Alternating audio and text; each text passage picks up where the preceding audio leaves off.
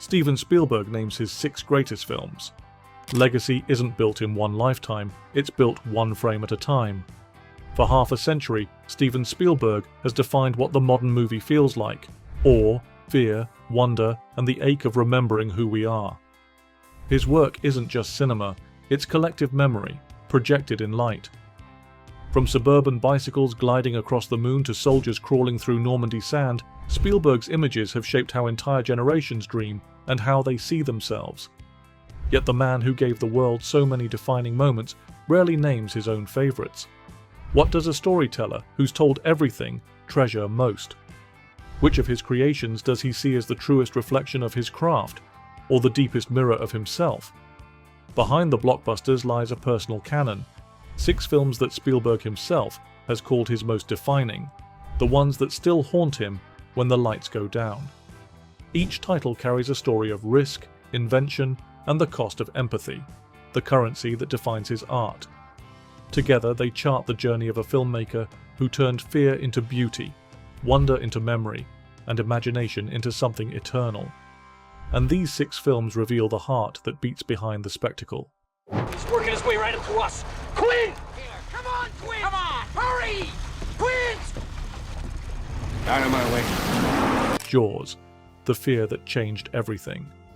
It began with malfunctioning machinery and a monster no one could see. Jaws was born from chaos, but Spielberg transformed limitation into terror. The unseen shark became pure imagination, a lesson in restraint and storytelling power. Hollywood's summer changed forever, and so did the art of suspense. Fear, Spielberg proved, could be cinematic poetry. When production began in 1974, Jaws was meant to be a straightforward thriller, a movie about a beast beneath the waves. But the beast refused to perform. The mechanical shark, Bruce, malfunctioned endlessly, sinking between takes and stalling entire days of filming. Spielberg faced disaster, with one of the most expensive productions in Universal's history collapsing around him. The shark wasn't working, so I let the camera do the killing. That single decision changed cinema. Instead of showing the monster, Spielberg built suspense through implication. The camera became the predator. The waterline, the shadows, the distant churn of the ocean, all became instruments of fear. Then came John Williams' score, 2 relentless notes rising like panic from beneath the surface. Every frame felt alive with something unseen, proof that terror is born from waiting, not witnessing. By the time the shark finally appeared, audiences were already terrified. Spielberg had taught them to imagine the monster long before they saw it. What you don't see will always be scarier than what you do. When Jaws hit theaters in 1975, crowds lined city blocks. The word blockbuster entered the lexicon, but the film's true legacy was precision. Spielberg turned technical, failure into creative control, proving that limitations breed innovation. Jaws wasn't just about a shark, it was about survival. On screen, at sea, and behind the camera, Spielberg learned that mastery begins where control ends.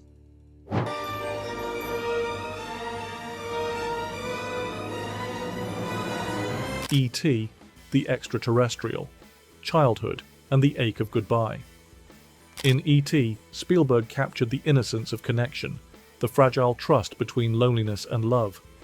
Shot through a child's eyes, the film turned suburban streets into myth. It wasn't science fiction, it was memory. A story of homesickness disguised as wonder, reminding audiences that every goodbye holds the echo of something sacred. The film began as a reflection of Spielberg's own childhood, a story born from divorce and isolation. Growing up, he often spoke of feeling like an outsider, watching families from behind windows. In E.T., that pain became light. I wanted to make a movie about what it felt like to need a friend who would never leave. The alien wasn't a creature of terror but tenderness. Spielberg framed him not as otherworldly but human, awkward, kind, longing for home. His glowing heart mirrored the innocence of a boy learning empathy. Through Elliot's eyes, Spielberg redefined what fantasy could do: heal. The suburban backyard became a cathedral of imagination. Ordinary spaces, bedrooms, bicycles, and forests were filmed with sacred reverence. John Williams' score lifted it beyond nostalgia into transcendence. When the bicycle rose against the moon, Spielberg didn't just create a visual icon, he created emotional shorthand for hope. Every child who ever felt unseen understood it instantly. The film's emotional core was quiet, patient, human. E.T. was never about aliens, it was about the miracle of being understood. When E.T. was released in 1982, audiences didn't just watch it, they felt it. People wept, called home, and held their children closer. Spielberg turned longing into language. For him, E.T. wasn't a farewell, it was reconciliation. A message to the child he once was, you are not alone, and every ending can still carry love. 5 men is a juicy opportunity. 1 man's a waste of ammo. Get the sand out of your weapon. Saving Private Ryan, the unbearable truth of heroism. With Saving Private Ryan, Spielberg stripped war of glory. Every frame felt soaked in blood and memory, the chaos filmed with unbearable intimacy. The Normandy sequence redefined realism, forcing audiences to face the noise of sacrifice. Beneath the violence lay empathy, the conviction that courage means enduring, not escaping, the cost of humanity. When Spielberg recreated D-Day, he rejected stylization. The beaches weren't choreographed, they were chaos. Handheld cameras trembled, sound distorted, and color drained into dust and smoke. He wanted audiences to feel confusion before comprehension. I didn't want to film a battle, I wanted to film survival. The result was visceral and moral. Soldiers weren't painted as legends, but as men, terrified, flawed, enduring, together. Spielberg's lens lingered on trembling hands, torn uniforms, and the unbearable silence that followed gunfire. Each moment asked not what bravery looks like, but what it costs. The film's realism wasn't brutality for spectacle, it was truth for memory. As the story moved inland, compassion overtook violence. The mission to save 1 man became a meditation on meaning. Tom Hanks's Captain Miller carried Spielberg's own question, how do you stay good in a world that's burning? His quiet leadership echoed the director's belief that empathy is the only form of victory. War reveals everything about humanity, especially what we choose to protect.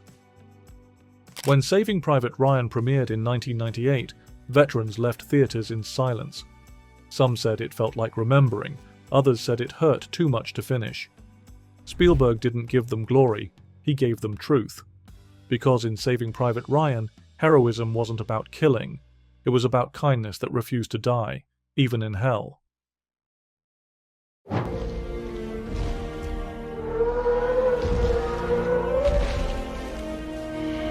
Jurassic Park, science, spectacle, and the wonder of creation. Before digital effects ruled cinema, Jurassic Park made the impossible breathe. Spielberg balanced terror with awe, reminding the world that technology's marvels often mirror humanity's arrogance. The dinosaurs weren't just creatures, they were consequences. A blockbuster that became a fable about control, illusion, and the awe of meeting our own inventions face to face. When Spielberg first read Michael Crichton's novel, he didn't see a monster movie. He saw a mirror. Humanity's desire to outsmart nature became the film's true antagonist. I wanted to make a film where technology becomes the monster we built with good intentions. To achieve it, Spielberg combined animatronics, miniatures, and groundbreaking CGI from industrial light and magic. But what made it powerful wasn't technology, it was restraint. The first reveal of the Brachiosaurus is pure cinema, silence, score, and human awe. For a moment, viewers forgot they were watching effects. They believed. Spielberg approached the film like a moral fable. He framed the dinosaurs not as monsters, but miracles corrupted by human greed. Chaos theory, spoken through Jeff Goldblum's Ian Malcolm, became prophecy. The more humans tried to control life, the more uncontrollable it became. The dinosaurs were never villains, they were victims of our arrogance. Released in 1993, Jurassic Park changed cinema's DNA. It proved that technology could evoke emotion when guided by humility. Beneath the spectacle, Spielberg left a warning. Creation without conscience leads to extinction. Jurassic Park was not about the past resurrected, it was about the future revealed. a meditation on innovation, fear, and the dangerous beauty of progress, told by a filmmaker who understood that wonder and warning often speak the same language. Leszek, don't touch the ladder. It's just been rolled. Nothing for you. Oh. Schindler's List. Redemption, written in shadow. Spielberg turned history's darkest chapter into light and shadow, compassion and guilt. Schindler's List was not spectacle, it was penance. Filmed in black and white, it stripped away artifice until only humanity remained. It was his most personal film, a prayer disguised as cinema. Through suffering, Spielberg sought forgiveness and found grace. He resisted the story for years, fearing its enormity. But when he finally accepted it, he chose honesty over grandeur. I didn't want to film horror, I wanted to film conscience. Using handheld cameras, muted sound, and minimal editing, Spielberg recreated history with humility. He refused color except for one haunting image, the girl in the red coat, a fragment of innocence adrift in annihilation. That small burst of color burned into collective memory, symbolizing both despair and the fragile hope of remembrance.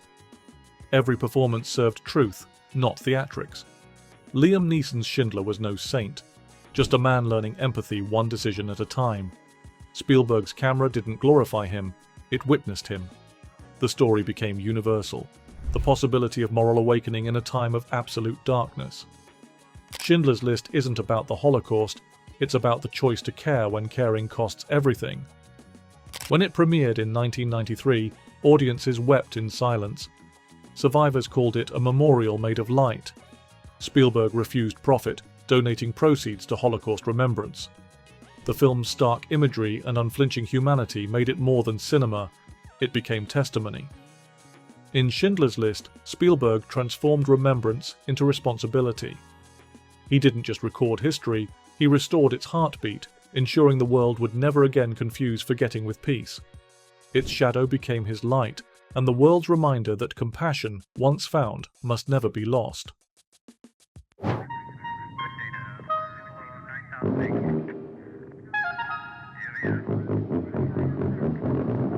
Close Encounters of the Third Kind. Wonder as language. Long before cynicism defined science fiction, Close Encounters believed in communication. Music became dialogue, light became hope.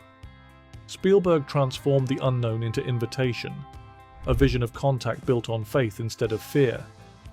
It was less about aliens than connection, an unspoken belief that curiosity might be our most human instinct. At a time when films like Alien and Star Wars turned space into warfare, Spielberg imagined serenity. I wanted to make a film where the universe was reaching out to shake our hand. He built the story as both myth and metaphor.